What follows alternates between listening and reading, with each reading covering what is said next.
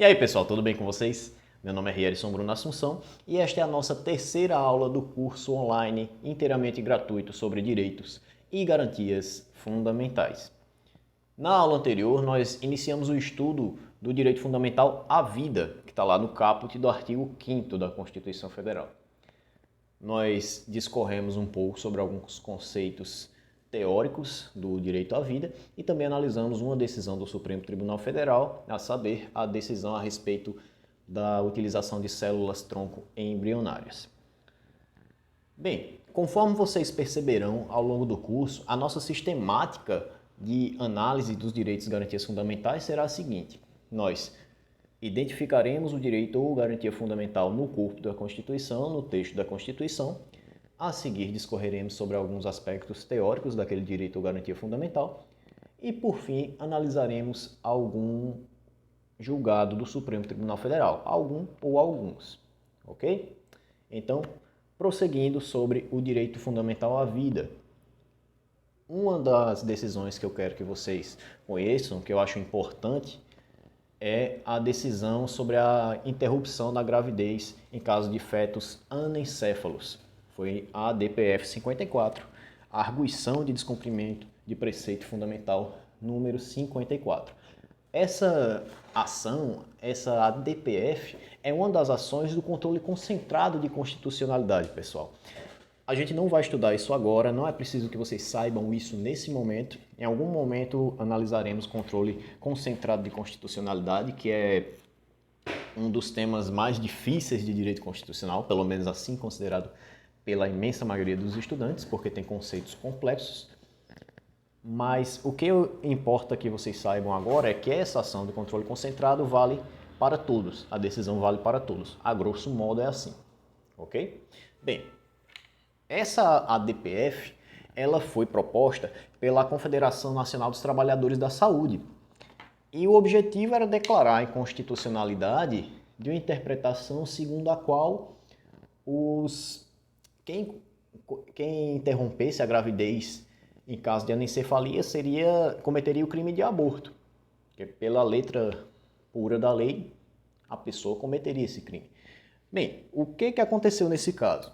O Supremo considerou que é constitucional essa atitude, que não configura crime essa conduta, diante da questão da impossibilidade do anencéfalo de ter vida extrauterina. Vamos ler um trecho da decisão do ministro Marco Aurélio, do voto do ministro Marco Aurélio, que condensa o que o Supremo pensou a respeito. Ok? Vamos lá. Disse o ministro: não se coaduna com o princípio da proporcionalidade proteger apenas um dos seres da relação, privilegiar aquele que, no caso da anencefalia, não tem sequer expectativa de vida extrauterina, o que falei para vocês, aniquilando em contrapartida os direitos da mulher, impingindo-lhe sacrifício desarrazoado. A imposição estatal da manutenção de gravidez, cujo resultado final será irremediavelmente a morte do feto, vai de encontro aos princípios basilares do sistema constitucional, mais precisamente à dignidade da pessoa humana, à liberdade, à autodeterminação, à saúde, ao direito de privacidade, ao reconhecimento pleno dos direitos sexuais e reprodutivos de milhares de mulheres. O ato de obrigar a mulher a manter a gestação, colocando-a em uma espécie de cárcere privado em seu próprio corpo, desprovida do mínimo essencial de autodeterminação e liberdade, assemelha-se à tortura ou a um sacrifício que não pode ser pedido a qualquer pessoa ou dela exigido. Pois bem, os ministros então consideraram que quem pratica a conduta do aborto do feto anencéfalo não comete crime. Para reforçar essa decisão do Supremo, para subsidiar melhor a conduta de quem pratica esse fato nessas condições, o Conselho Federal de Medicina editou uma resolução de número 1989, ainda em 2012, na data da decisão, que dispõe sobre o diagnóstico de anencefalia. Diz essa resolução, lá no seu artigo 2º, o diagnóstico de anencefalia será feito por exame ultrassonográfico a partir da 12ª semana de gestação e deve conter 1. 2 fotografias identificadas e datadas uma com a face do feto em posição sagital, a outra com a visualização do polo cefálico no corte transversal, demonstrando a ausência de calota craniana e de parênquima cerebral identificável. E 2. Um laudo assinado por 2 médicos capacitados para tal diagnóstico. De tal modo, com o diagnóstico de anencefalia, diante dessa impossibilidade de vida extrauterina daquele feto, o médico orientará a gestante que vai decidir se prossegue ou não com a gravidez.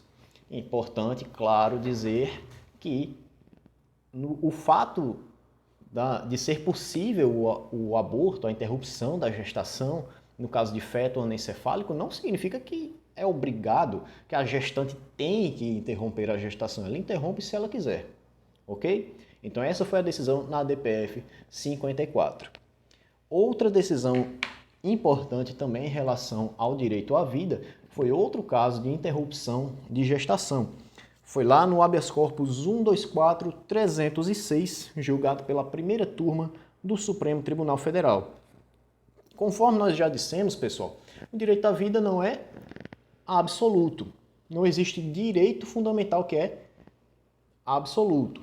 Quando alguns direitos se chocam, há que haver uma proporcionalidade, uma razoabilidade na definição de qual deles é que vai prevalecer no caso concreto, ok? Em relação ao crime de aborto, é necessário que nós estudemos o que está lá no Código Penal. Lá no Código Penal existem 2 exceções ao aborto, que são as causas de exclusão de ilicitude. 2 causas. Causas especiais de exclusão de ilicitude, no caso de aborto. Artigo 128. Não se pune o aborto praticado por médico. 1. Se não há outro meio de salvar a vida da gestante. Esse é o aborto necessário ou terapêutico. Nesse caso, o médico pratica a interrupção da gestação porque a gestante corria risco de vida. Ele teve que escolher uma coisa ou outra. Ele não pode ser punido criminalmente por isso. A lei que o diz. E o inciso 2. Se a gravidez resulta de estupro e o aborto é precedido de consentimento da gestante ou quando incapaz de seu representante legal, certo? No caso do estupro, que é o aborto sentimental ou humanitário, a gestante pode interromper essa gravidez e ela não será responsabilizada criminalmente. Certinho, pessoal? Essas são as causas de exclusão de ilicitude, causas especiais de exclusão da ilicitude previstas lá no próprio Código Penal. Então, apesar dessa tipificação do crime de aborto, de haver a previsão do crime de aborto no Código Penal, o Código não fala a partir de qual mês vai se considerar que é aborto, a interrupção da gestação. Então, houve um questionamento nesse habeas corpus, que foi de uma pessoa que havia sido presa preventivamente, sobre esse direito de interromper a gestação. Então o Supremo fixou algumas balizas e ele excluiu da incidência lá do artigo que criminalizou o aborto a interrupção da gestação até o 1º trimestre. Interessante dizer, gente, que ao contrário do que muita gente que é fora do direito não entende ou gosta de propagar desinformação, e lembrando que aqui eu estou falando meramente da questão jurídica, não vou fazer análise pessoal sobre essas questões, porque aí não nos cabe, mas essa interrupção, nesse caso específico, não vale para todo mundo. O Supremo, nesse caso específico, para aquela pessoa lá, considerou que ela não cometeu crime pelo fato de haver interrompido a gestação até o 1º trimestre.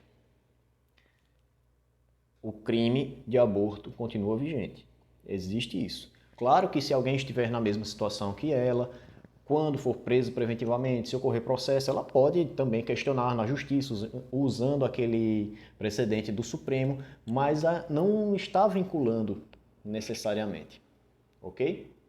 E isso diz respeito àquela questão do controle de constitucionalidade que nós poderemos estudar em algum outro momento, ok?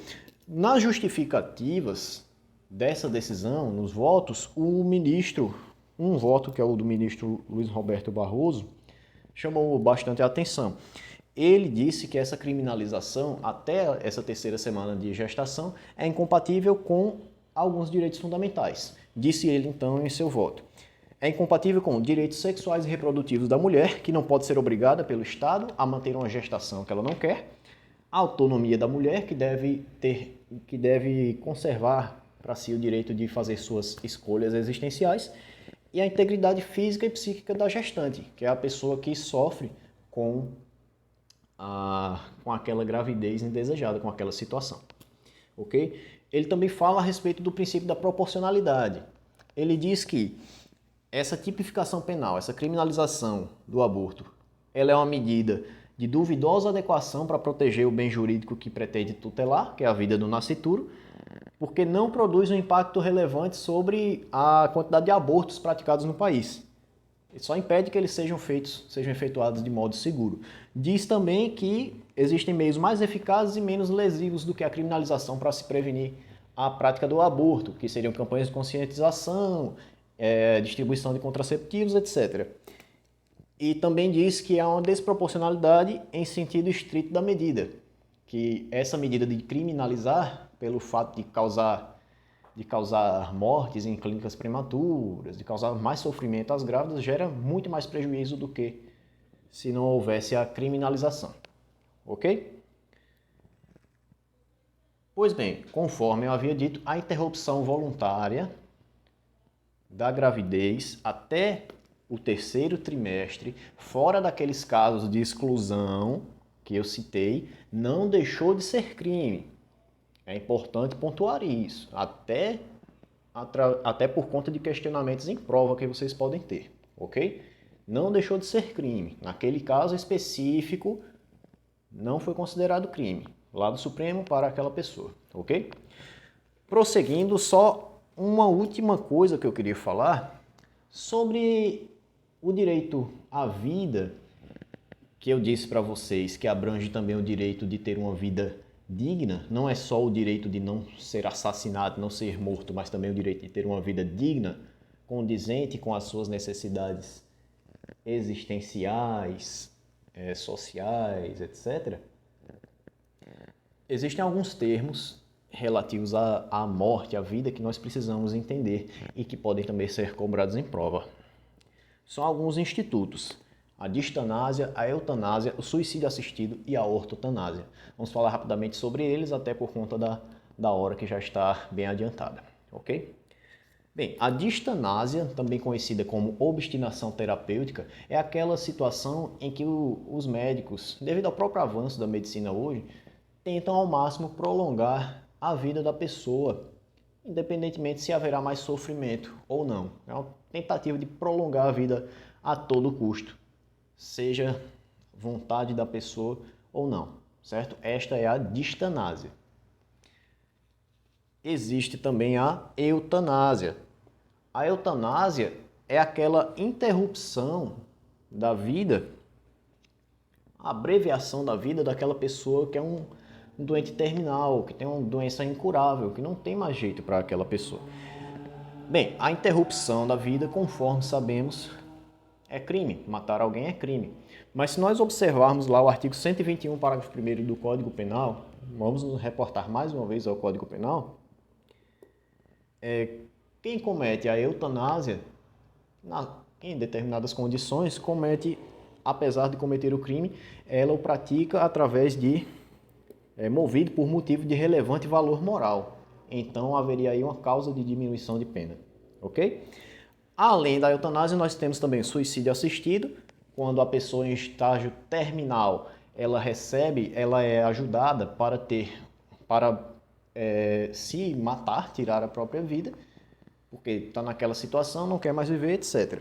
E a ortotanásia, em contraponto à distanásia, é aquela situação em que se aceita a morte no seu tempo adequado, seja retirando aparelhos ou não se efetuando mais tratamento, ok? Então, termos importantes: distanásia, eutanásia, suicídio assistido e ortotanásia, tá bom? A gente fica por aqui, pessoal. Na próxima a gente continua. Tchau, tchau.